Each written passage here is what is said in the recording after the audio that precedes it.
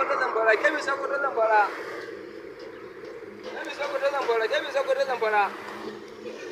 Kebbi Sokoto Zamfara, Kebbi Sokoto Zamfara. Tahiyar ka da nake so ni na mutuwar samu mota ne ya ba birnin Kebbi ka. Kebbi Sokoto Zamfara. Assalamu alaikum. Wa alaikum salam. Barka da zuwa. Alhamdulillah ya zuwa. Ina zuwa haka. Alan motar ka ina ta yi.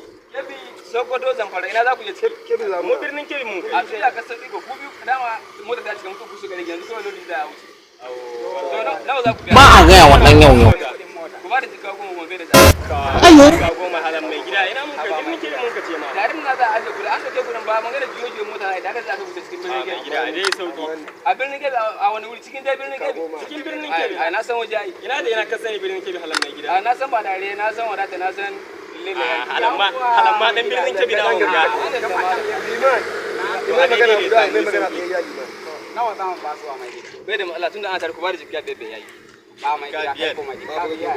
Kun san mai yayi tsare. Wallahi kun san mai yayi tsare gaskiya na mu ba su wa mutiya. Ba so Ba a gaya wa ɗan yau. Kowa ya bada aje a so mai. Kowa da jikka biyu. To yayi jikka kuɗin ka. Ba a gaya wa ɗan yau. Kai izini yaro Allah kaman kwacin ma da ayi kuɗi. To yanzu ina zuwa ta so mai. In dawo. Halan mai gida ba zuwa da mota wajen shan mai. Ai wuri shan man nan bai da nisa nan na bayan ina zuwa ta dawo.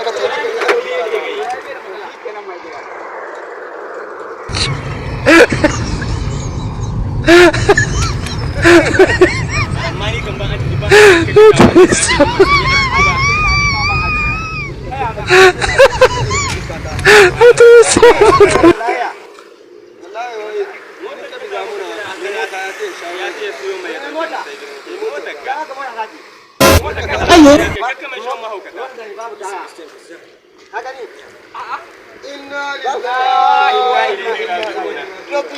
Kai ni halan mai gida?